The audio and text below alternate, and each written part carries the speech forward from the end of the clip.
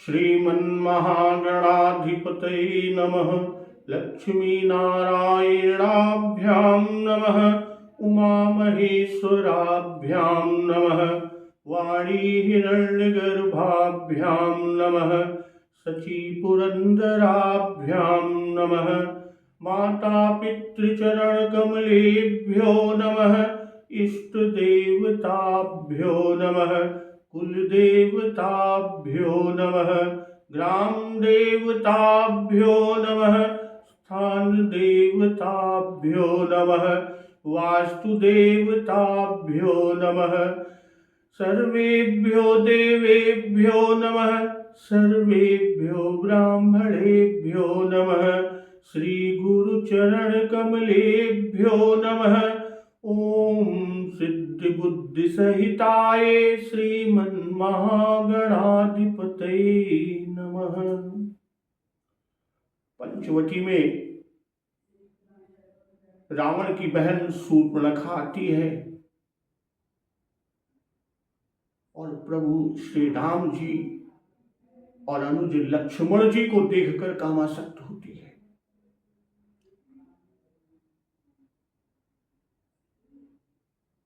शूर्पणखा प्रभु भक्तवत्सल कृपालु श्री राम जी से कहती है कि मम अनुरूप पुरुष जग माही, देखे हूं खोजी लोकति हूं पाही। कि मेरे योग्य पुरुष यानी मेरे योग्य वर जगत भर में नहीं है।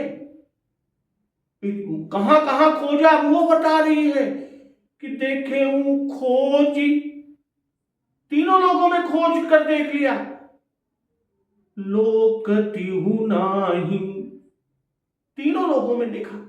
इसी से ताते अब लगी रही कुमारी, मनु माना कछु तुम्हें निहारी।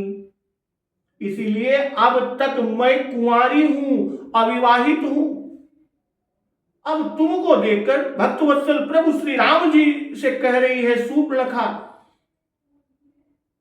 तुमको देखकर कुछ मन माना चित्त ठहरा है, यानी पूरा मन ना ही माना बा, थोड़ा मन माना है कि चला इतना ही सही। और इसके पहले शूर्पणखा है तो बड़ी विकराला, दुष्ट हृदय है।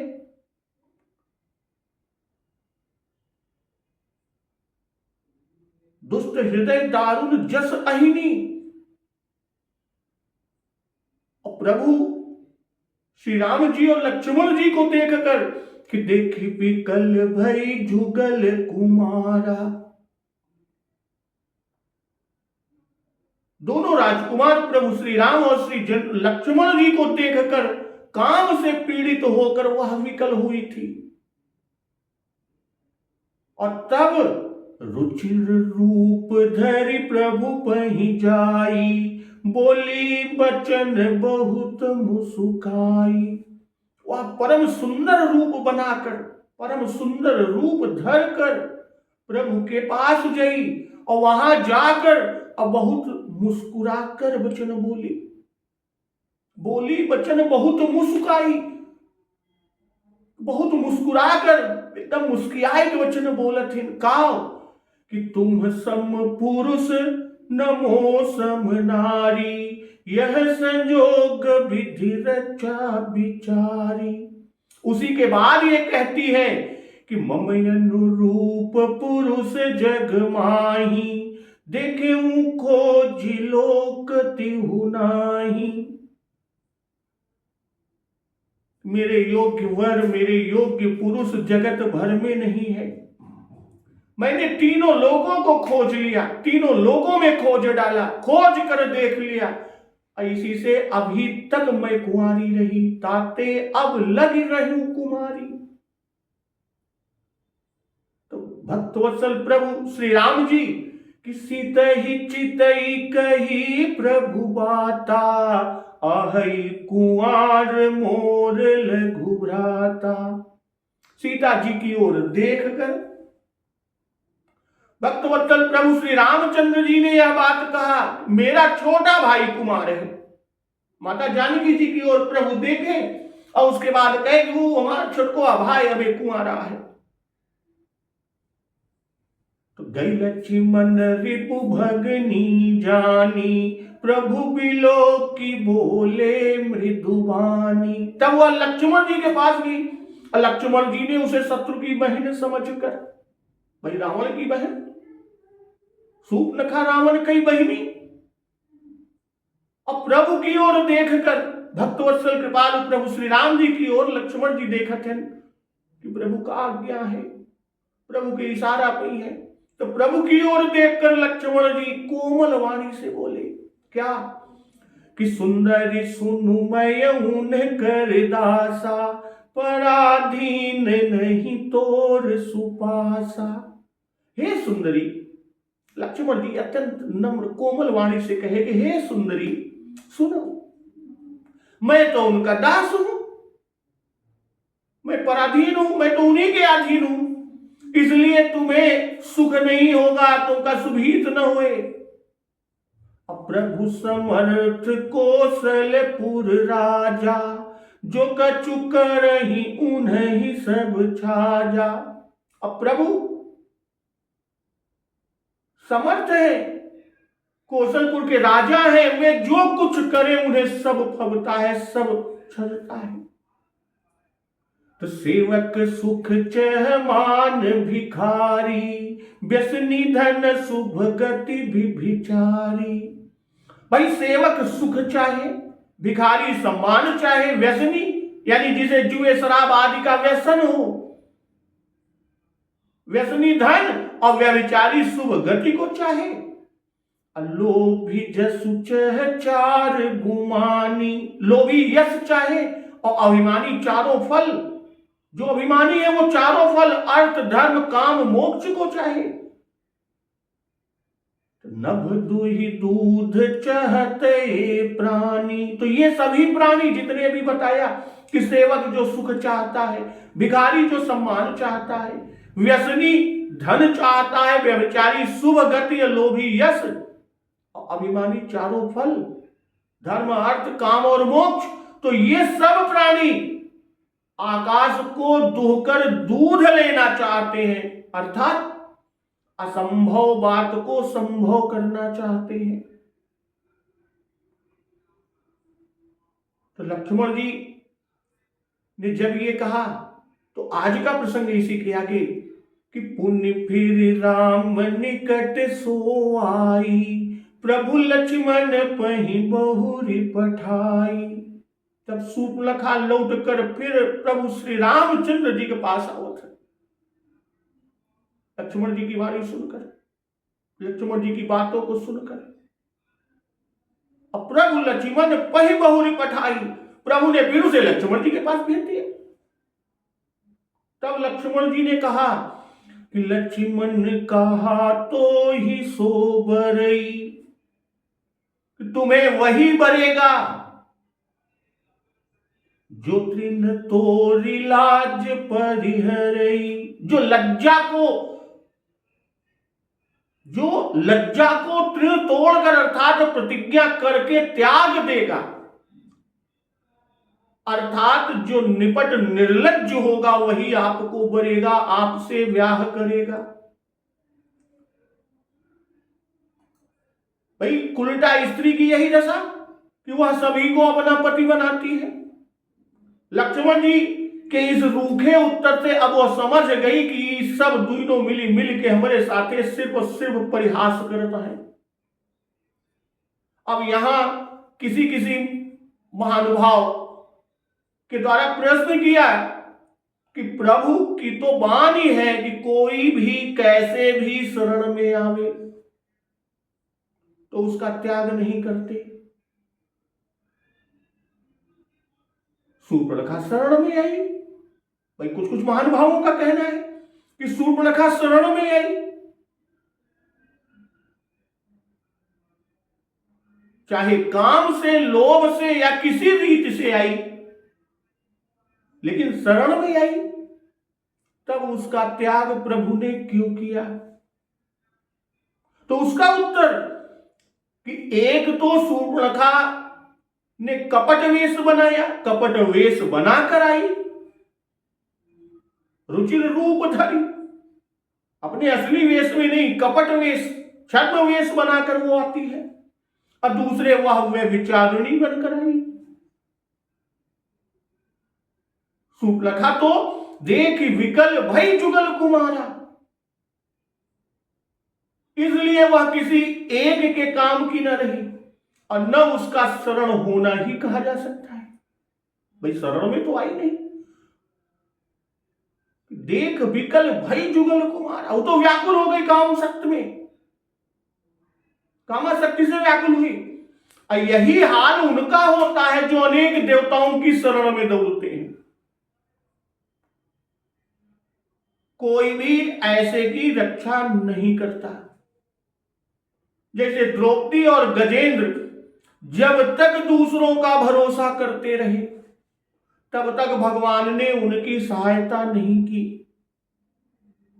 यदि सूर्पणखा सत्य ही प्रेम करके, सचमुच प्रेम करके अब प्रभु के शरण में गई हो तो शरणागत वत्सल भगवान प्रभु श्री राम जी उसे अवश्य ग्रहण कर लेते, किंतु वह तो कपट वेश से गई,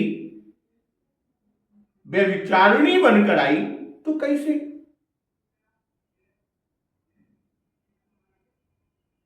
लक्ष्मण कहा तो ही सोबरई, जो तृण तोरी लाज परिहरई। सोबरई भाई लक्ष्मण जी के वचन सुनकर सूर्पणखा प्रभु श्री राम जी के पास लौट आई। पुण्य फिर राम निकट सो आई, वह लौटकर फिर प्रभु श्री राम जी के पास आई। इससे यह मालूम हुआ कि उनकी बात इसको भाई इसको मन में जची लक्ष्मण जी की बात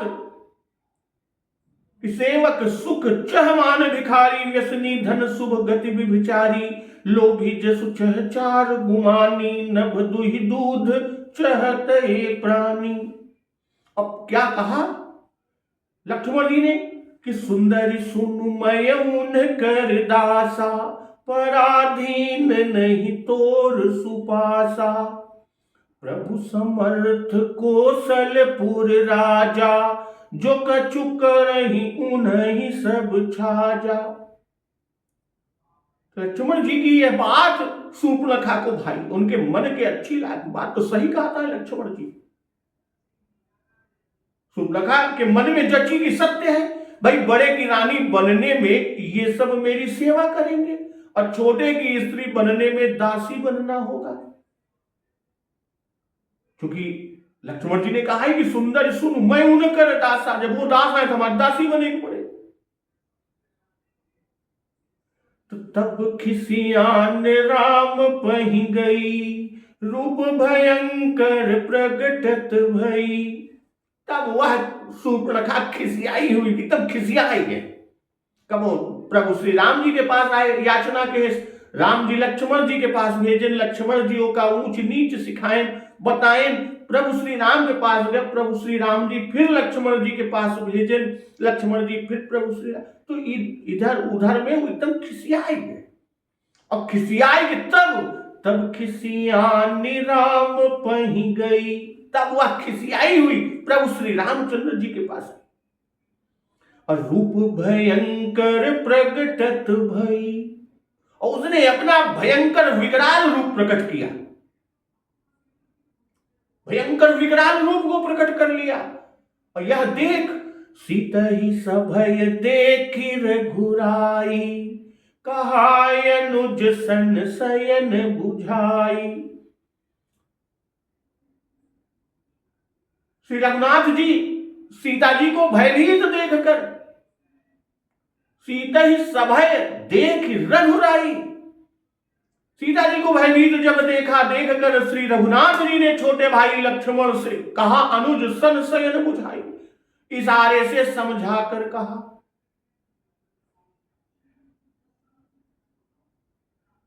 तब खिसियानी राम पही गई। भाई जब दुष्ट राक्षसों का तिरस्कार किया जाता है तब वे राक्षसी कर्म करते ही हैं। भाई श्री राम जी के पास श्री सीता जी बैठी है, जो चित्र लिखित कपि देख डराती है, शूर्पणखा क्रोधाविष्ट होकर, क्रोध में एकदम आविष्ट होकर निकट जाएगी, तब तो भय से सीता जी की दशा कैसी होगी।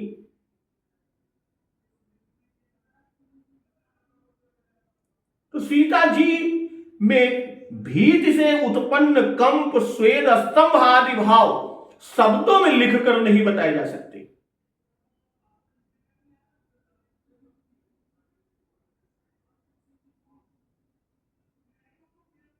तो रूप भयंकर प्रगटत भई, भाई कामना की हानि होने पर तो क्रोध होता ही है। भाई वो तो काम में आसक्त होकर आई ही थी, अब कामना की हानि हुई, अब कामना की हानि होने पर तो गुस्सा, क्रोध आता ही है। भाई शूर्पणखा की कामना पूर्ण नहीं हुई, तब वह क्रोध में आकर, क्रोध में एकदम भरकर, अब भयंकर रूप धारण कर सीता जी को खाने को दौड़ी, और यह कहते हुए कि जब ई न रहे तब सवत का डर न रहे, हम ये खा जाओ। वाल्मीकि रामायण में कि ज्वालाहीन अग्निकाष्ठ के समान नेत्रों वाली शूर्पणखा ऐसा कहकर कि तुम्हारे देखते ही देखते मैं इस मानुषी को इसी समय खाए डालती हूं, सवत के न रहने पर मैं सुखपूर्वक तुम्हारे साथ विचरण करूंगी।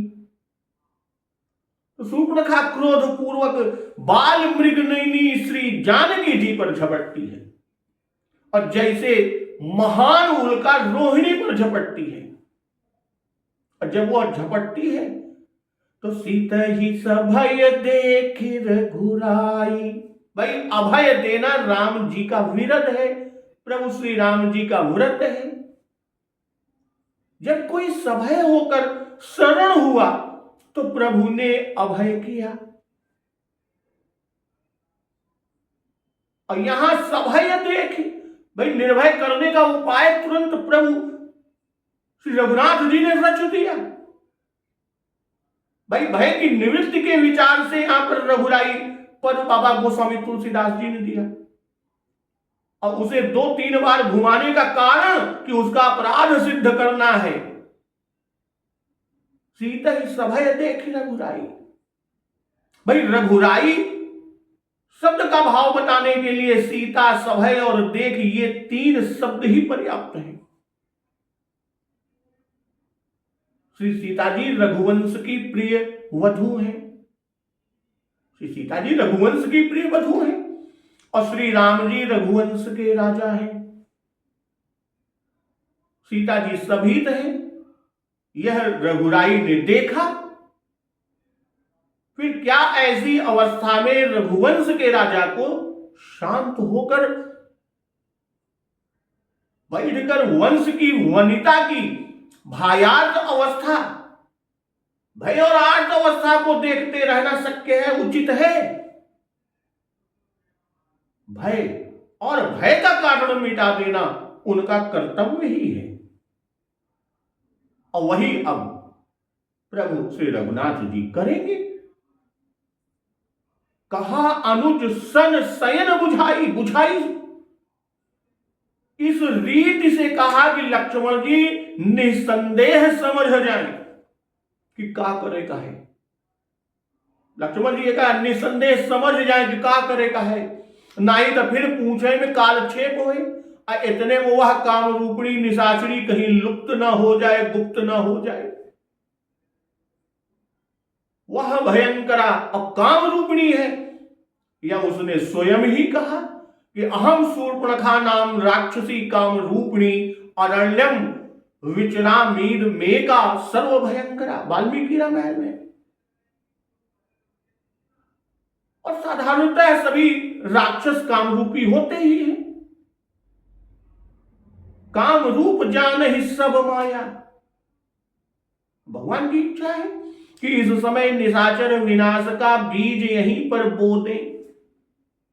अगर भाग्य शूर्पणखा भाग्य तो निशाचरों का विनाश करने के लिए पर्याप्त सबल कारण न मिले, निशाचर के नाश करे कि जो प्रभु प्रतिज्ञा के यहाँ कि निश्चरहीन करो मही भुज उठाई पन की। तो उसी के विनाश के लिए, निश्चरहीन करने के लिए उसी का बीजारोपण यहां आनंद रामायण में अंगुली से इशारा कहना कहा है। वैदेहीम सभयाम दृष्ट्वा अंगुल्या बोधितोनुजः। अब बरवे रामायण के अनुसार यहां इशारा यूं किया कि 4 उंगलियां दिखाकर वेद का अर्थ सूचित किया, क्योंकि वेद 4 हैं और वेद श्रुति को कहते हैं। और श्रुति का एक अर्थ है कान, श्रुति का एक अर्थ है कान। और फिर अंगुली आकाश की ओर, अंगुली आकाश की ओर घुमाकर आकाश का खंडन भी किया, जनाया, दिखाया। आकाश नाक को कहते हैं। तो प्रभु को जहां गुप्त रीत से समझाना होता है, बात को दूसरों से गुप्त रखना होता है, वहां प्रायः संकेतों से ही प्रभु ने काम लिया। रघुपति शयन ही लखन निवारे, असयन ही रघुपति लखन निवारे, प्रेम समेत निकट बैठारे। कहे सुजान जी शयन बुझाई।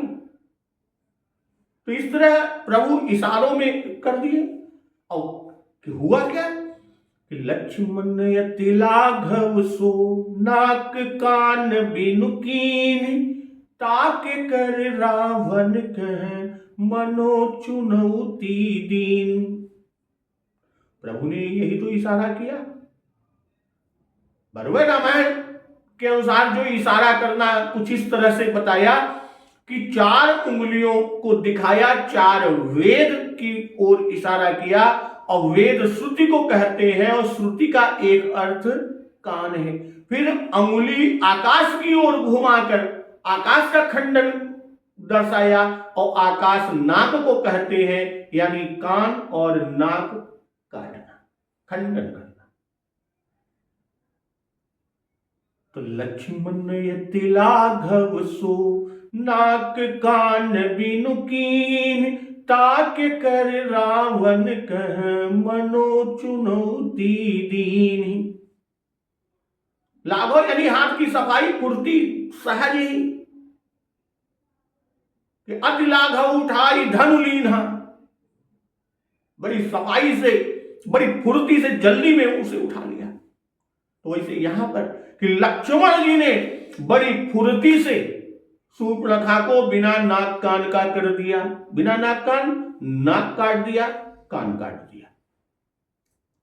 अब मानो अब शूर्पणखा के हाथ रावण को चुनौती दे दी, अर्थात यह ललकारा कि मर्द हो तो अब सामने आओ। प्रज्ञानंद स्वामी जी महाराज लिखते हैं अति लाघव, अर्थात उसको विरोध करने का अवसर ही नहीं दिया। इतने सहज, इतनी शीघ्र रूप में, इतनी सफाई से किया कि शूर्पणखा को विरोध करने का अवसर ही न देकर और उसके शरीर को स्पर्श किए बिना अत्यंत फुर्ती से यह काम कर दिया। भाई विरोध का अवसर मिल जाता तो कदाचित स्त्री हत्या करने का प्रसंग आ जाता, अथवा इस विरोध से उस दुष्टा के शरीर को स्पर्श करना पड़ता। नाक कान बिनु कीन, भाई नाक कान काटने का भाव है कि व्यभिचारिणी के लिए यही दंड है। उनको रूप और यौवन का गर्व होता है, भाई वो रूप और यौवन पर ही व्यभिचार करते हैं, और नाक कान काटने से वह कुरूपा हो गई। और दूसरा, वंदन पाठक जी लिखते हैं इसका भाव कि नाक काटने से व्यभिचारिणी को विरूप कर दंड दिया, और कान इसलिए काटा कि तूने इनसे सुना नहीं कि श्री राम जी धर्मात्मा एक पत्नी व्रत है।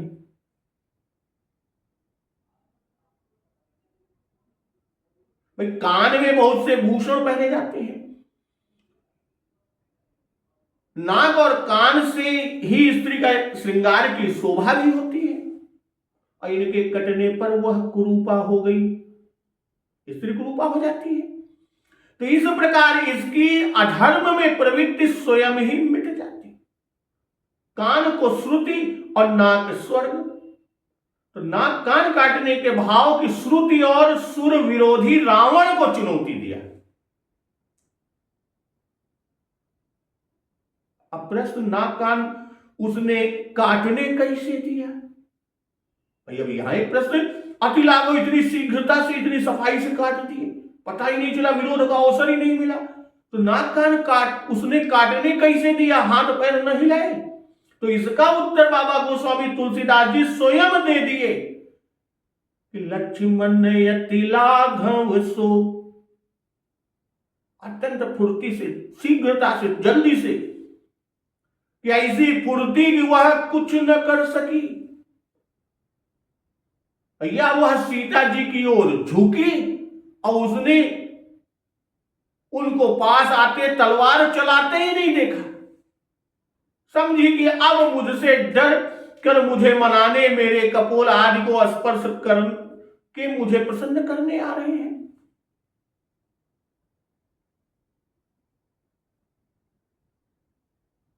तो चुनौती यानी प्रवृत्ति बढ़ाने वाली बात है, उत्तेजना, ललकार या प्रचार की बात होती है कि चतुरंगनी सेन संग लीन है, विचरत सब ही चुनौती दीन है।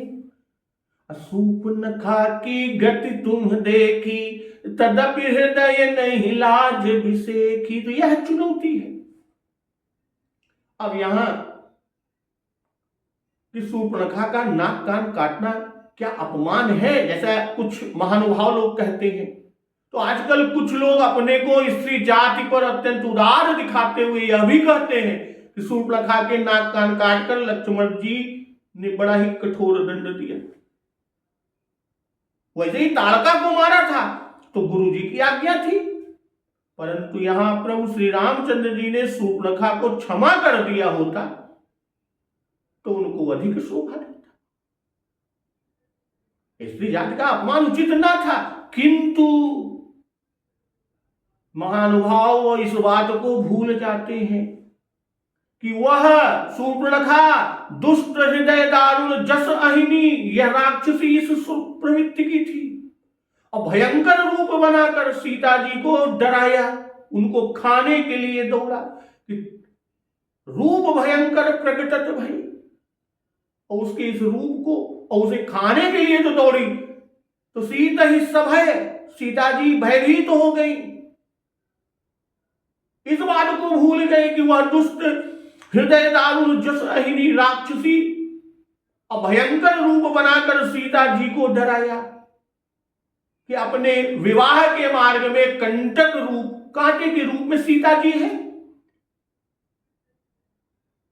कांटे के रूप में सीता जी है, इसलिए सीता जी को खा जाने की धमकी दी कि तब खिसियान राम पही गई, रूप भयंकर प्रकटत भई, सीता ही सभय देख रघुराई, कहाय अनुज सन शयन बुझाई। वह इस बात को भूल गए थे, उसे विवाह के प्रस्ताव की ढिठाई पर यह दंड नहीं दिया गया।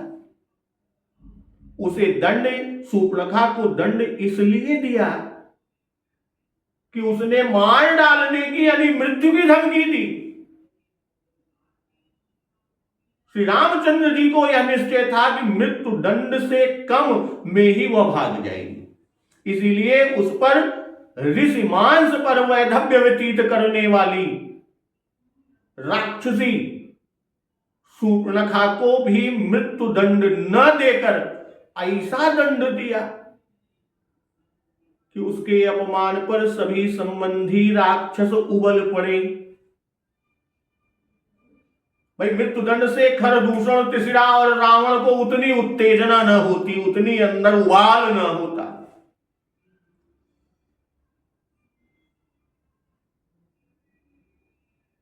तो खरदूषण, त्रिशरा और रावण को उतनी उत्तेजना भी दिलाने वाला कौन मिलता जितनी उत्तेजना सूर्पणखा ने दिलाई।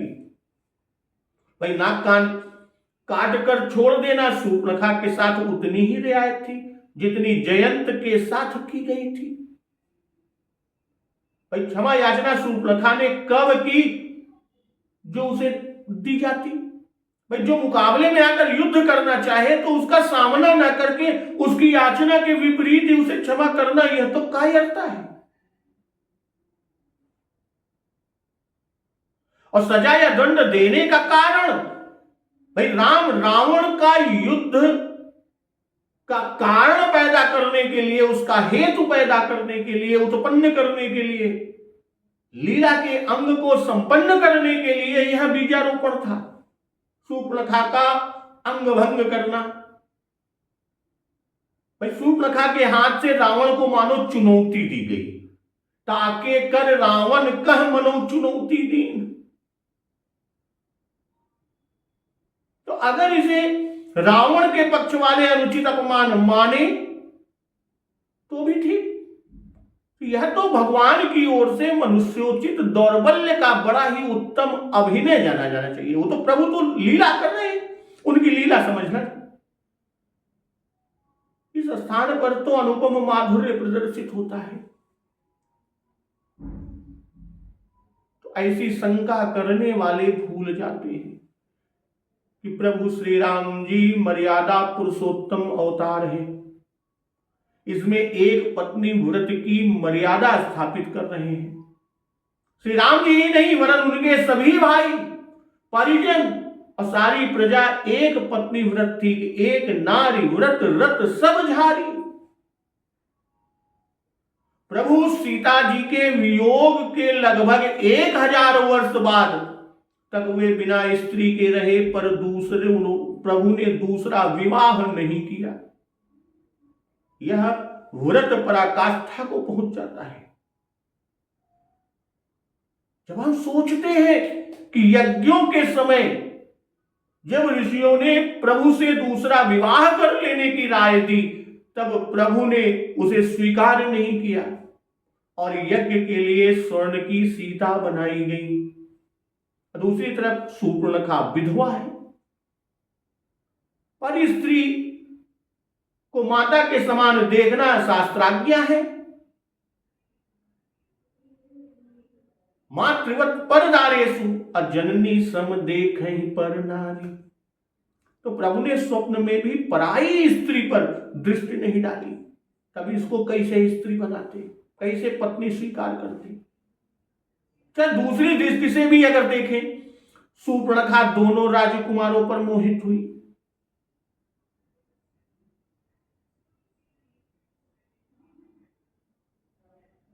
वह पहले प्रभु श्री राम जी के पास गई, तब प्रभु ने उसे लक्ष्मण जी के पास भेजा। यहां उसकी परीक्षा भी हो गई। यदि वह सत्य ही विवाह करने आई थी, भाई अगर शूर्पणखा प्रभु से ही विवाह करने आई तो लक्ष्मण के पास न जाती, यही कहती मैंने तो आपके लिए आत्मसमर्पण कर दिया, सब कुछ समर्पित कर दिया, अब और कहां जा सकती हूं। पर वह शूर्पणखा काम की चेरी प्रभु को छोड़ लक्ष्मण जी के पास जाती है, फिर वहां से प्रभु के पास आती है।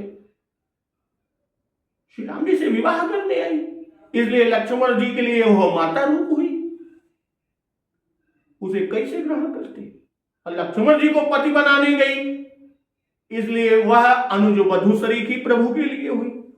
उसे राम जी कैसे ग्रहण करते?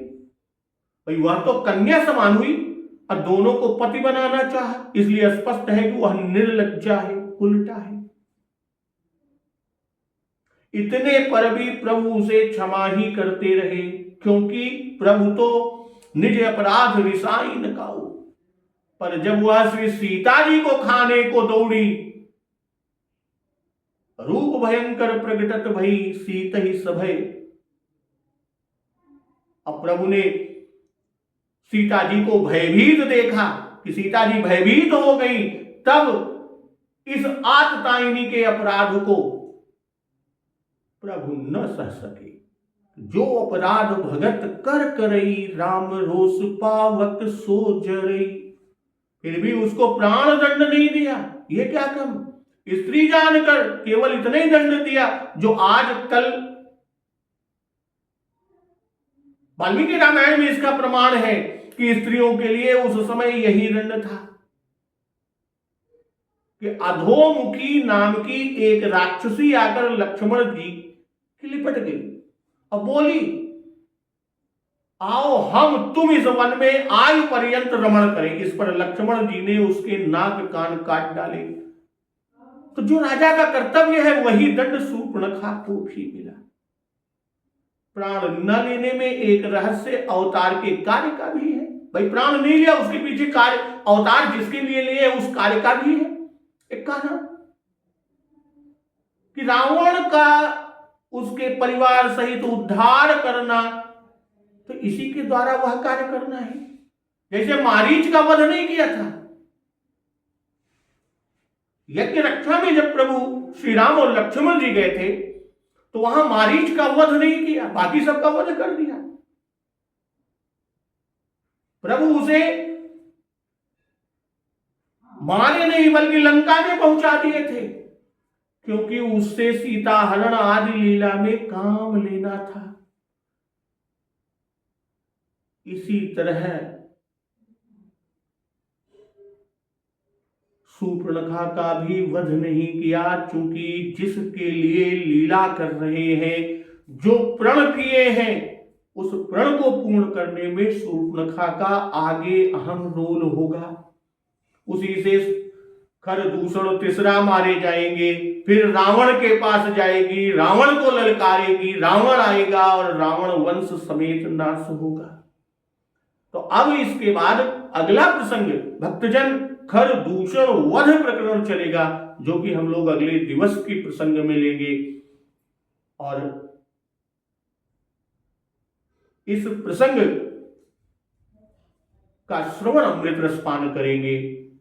तो एक बार जोर से बोलिए, सियावर रामचंद्र की जय, पवन सुत हनुमान की जय, जगत जननी मां जगदम्बा की जय, गुरुदेव भगवान की जय, उमापति महादेव की जय। जय